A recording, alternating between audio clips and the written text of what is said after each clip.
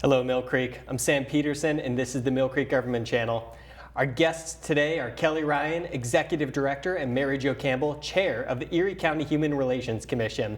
The Erie County Human Relations Commission works to eliminate discrimination in employment, housing, and public accommodations. The commission investigates claims of unlawful discrimination to ensure equal opportunities for all persons. Welcome, Kelly and Mary Jo. Thank you. Thank you. How are you guys doing today? Very good. We appreciate the opportunity to come and speak a little bit more about what the Commission offers to our community. So thank you. Well, we're excited to have you, and I guess we can start this off with just kind of a brief overview of what is the Erie County Human Relations Commission and what services do you guys provide for the residents in the county? The Human Relations Commission offers to any Erie County resident the ability to pursue a platform for having their discrimination needs and concerns met. Any discrimination concerns that they have in the area of housing, public accommodations, and employment can be reviewed by our office. Okay, so specifically, what are some examples of that? Some examples of real cases that you guys have done? Absolutely.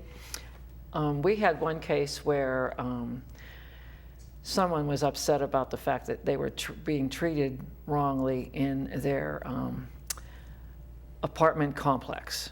So they come and reiterate what the problem is. So someone like Kelly would review it and give them reasons and ways to deal with it on their own. Then if there's something that we can do for them, then there's a format that we use, and she can explain that to you, and that would be one thing. Employment issues, they're a little different because there's also the Labor Relations Board, so that's a little different. So she would do the same, but the intake is very much the same. Mm-hmm. She would come in, they fill out a form, she listens to what the problem is, and then she brings some of those activities or those ideas to our commission, which is a commission of nine members, and I'm the chair of it. And we help her decide, is this going to go to a hearing, or is there some other things we can do? And that's what the commission does. Well, what are some of those other things you guys can do? We can have hearings, mm-hmm. where each side, the person that's being discriminated against, and the discriminators, so to speak, come together and they have attorneys, and we have a committee of 3 that listens to their complaint, and we also have our own attorney.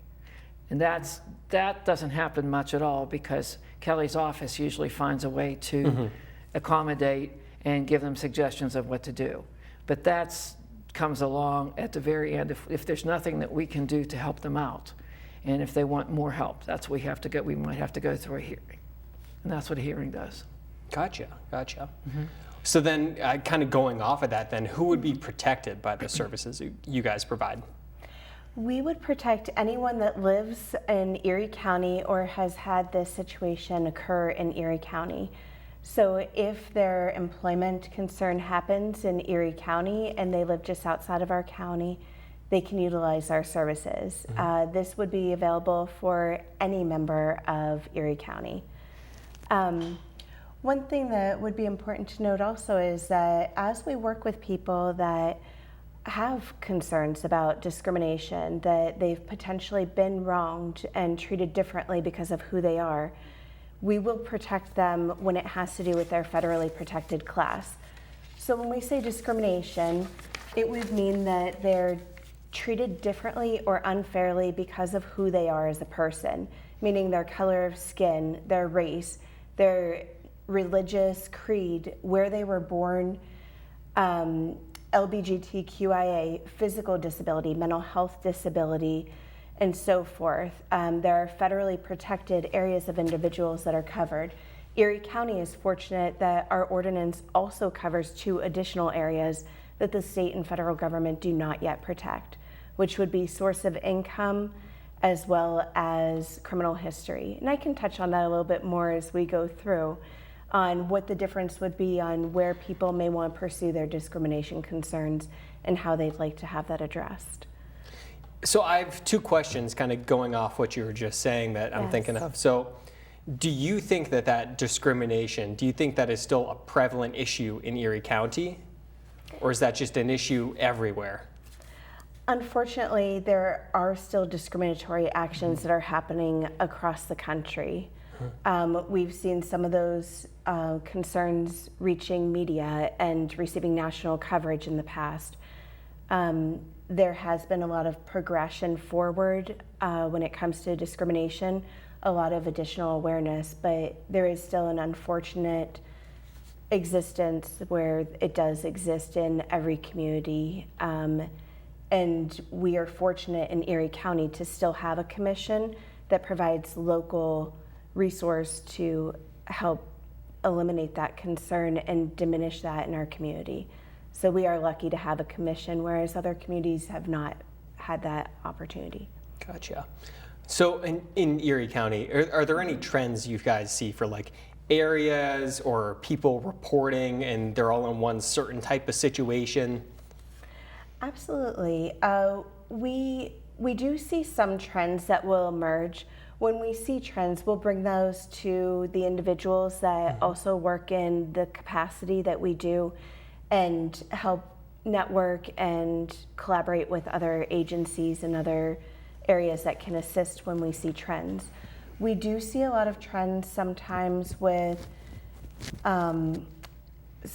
housing, where when individuals are bringing concerns forward about discriminatory concerns, we need to ensure that the discrimination that they're referring to would be that they themselves are being treated differently, and it isn't perhaps a different area of housing concern where a landlord may potentially not be meeting the inhabitability needs of any of their residents or their tenants. There are a lot of concerns with sometimes landlords are not meeting the needs of their tenants in the way that would be acceptable or covered under the leases by not fixing maintenance concerns in an appropriate time or sometimes at all, or not addressing concerns. When one thing that our office is deemed with the responsibility of is to look at that and assist people with determining, could this potentially be discrimination that they themselves are being treated in this way, not having their housing needs met by their landlord, and it would fall under discrimination if they're being treated in that way because of who they are as a person and cannot change their federally protected class, or the concerns that they bring forward may potentially actually fall under more of a code enforcement concern where the landlord is having ongoing concerns with any of their tenants, and it's not necessarily against that individual because of who they are, but the landlord not meeting the expectations of the needs of being a landlord themselves. Gotcha. So you would say it's part of a wider trend than if you like someone doesn't treat all the residents well versus if they are singling out one person. Correct. Okay. Right. In our office, we do not have the ability to offer any legal advice to anyone. So we do allow the ability for attorneys to work with our programs for either the complainant, which is the person bringing the discrimination complaint allegations forward, or the respondent, which is the employer, the housing individual, or a public accommodations individual, such as a business or a service.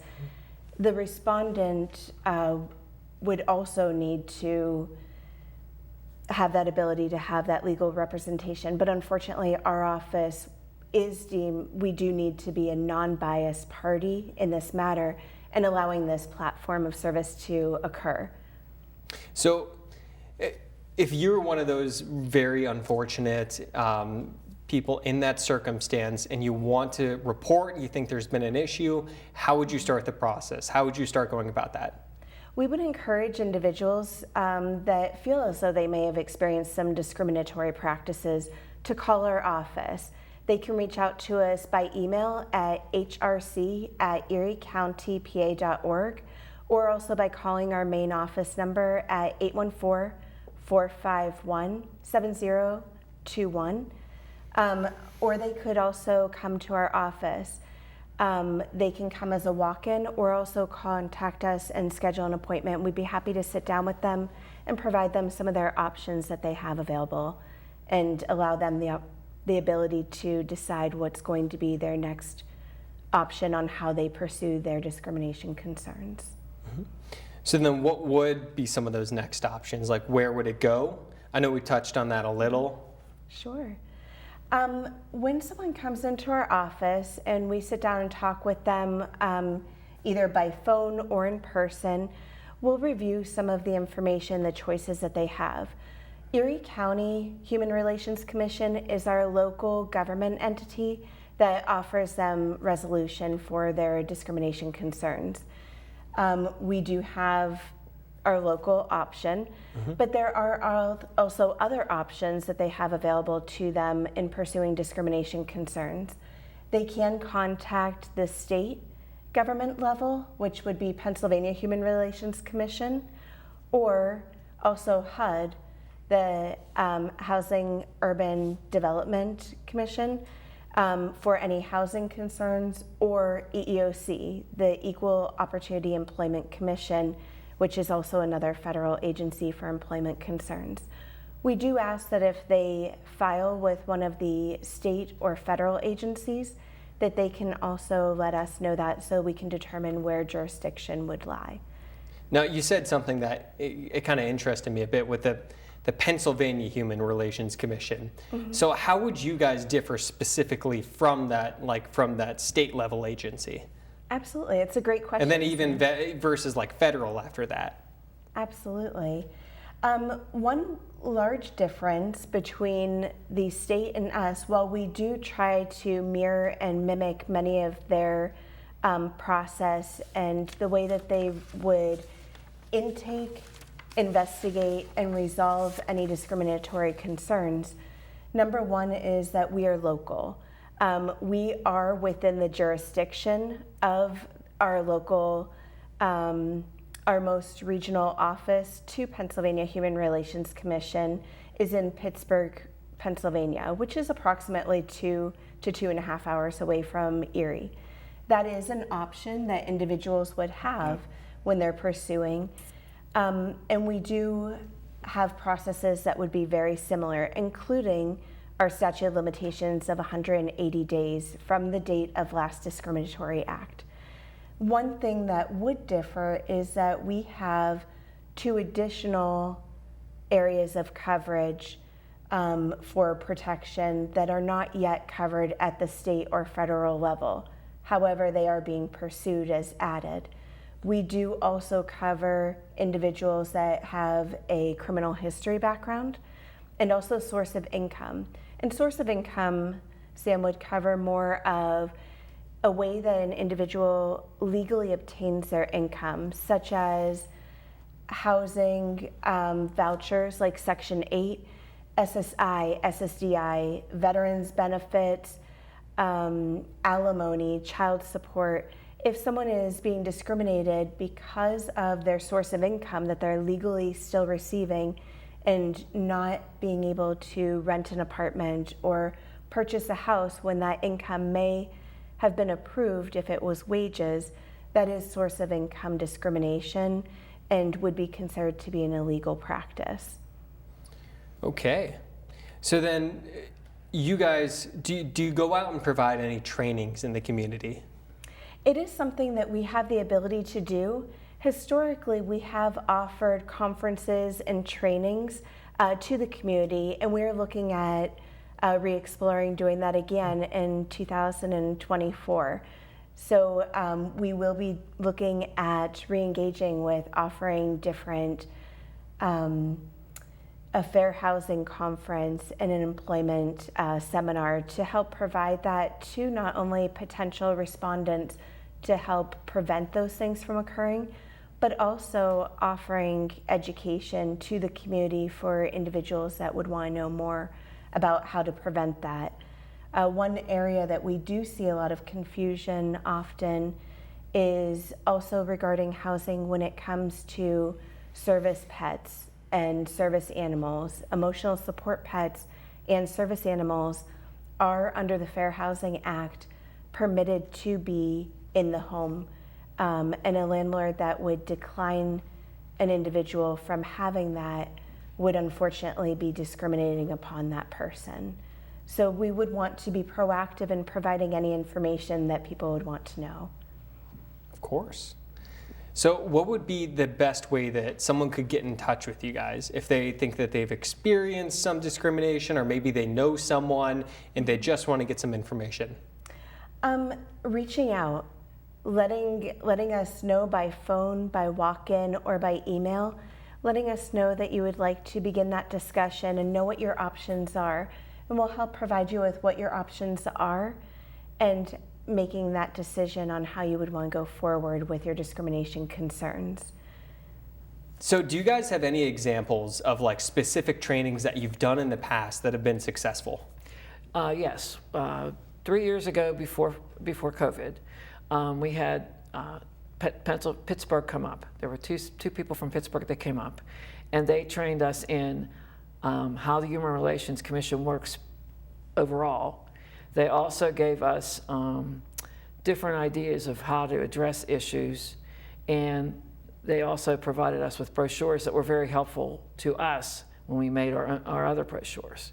We talked about housing, we talked about employment, and we talked about accommodations, and it worked out very well. We had probably 50 people there, and it was at Blasco Library. So it did give everybody a general idea of what we do, and that was several years ago. So we're due for another one, and we hope to have one sometime in the winter, early spring. Now, you said something there and it made me think, how has COVID-19 impacted you guys, the way you do business, the trends that you've seen? We meet once a month. Mm-hmm. So we met a lot on Zoom because of the COVID part of it. As far as people coming in, they could call. And then there was a period of time where we didn't have an executive director because Kelly's only been here 8 months. So there was a period of time when we didn't have the executive director. So they could call, and then the county would take their phone calls. But it did impact it a lot. And then were there any trends from COVID-19 coming out of that you guys saw that were different than before? No, I think there's pretty much the same trend. Mm-hmm. The housing part to me stands out the most because that's usually where I think we get most of our complaints. But the trend was still there. I mean, it didn't change much at all. Okay. Well, Kelly, Mary Jo, thank you for being here today. Thank you so much for allowing us this opportunity to come and This speak. is wonderful. This is great because it was we didn't have this opportunity before. And we really want people to take advantage of our services because it's a wonderful, wonderful group that works with us. So thank you for having us. Absolutely. Thanks for being here.